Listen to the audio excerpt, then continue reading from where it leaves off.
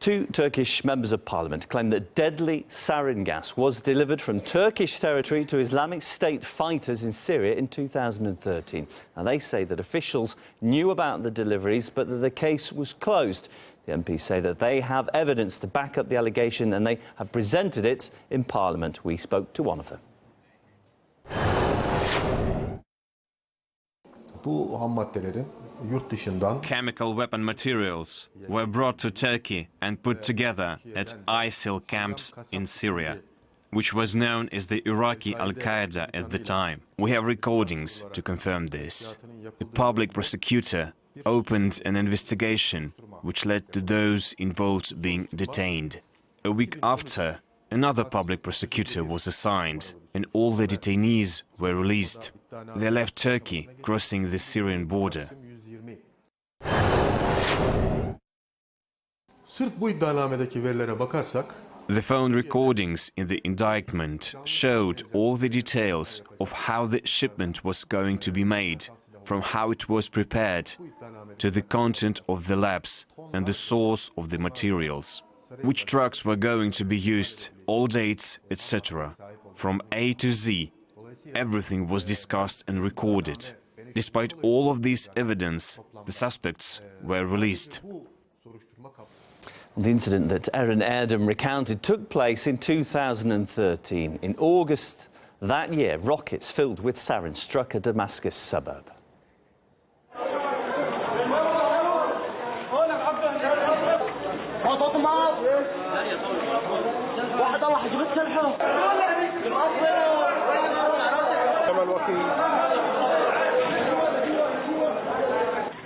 جراء استهداف النظام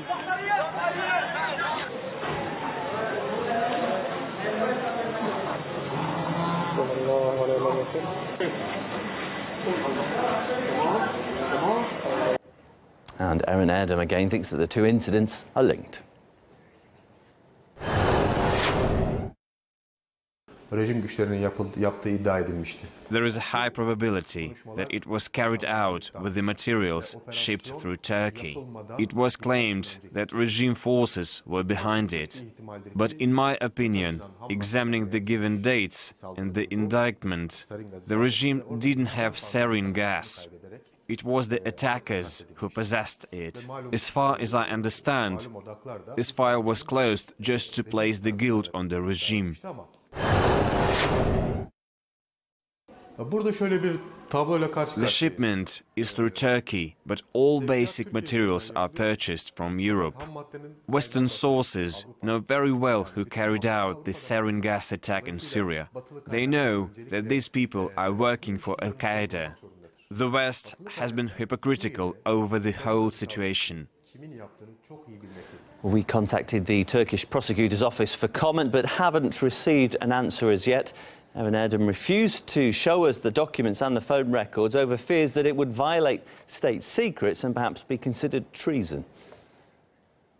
And his concerns, well, they aren't without grounds. Recently, two Turkish journalists were arrested after breaking the story of Ankara reportedly smuggling weapons into Syria. They now face up to 45 years in prison.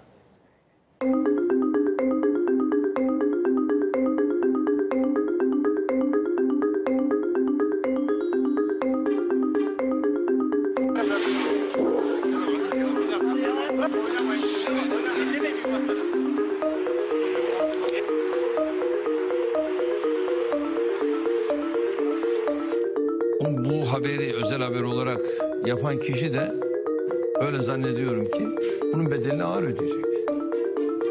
Öyle bırakmam onu.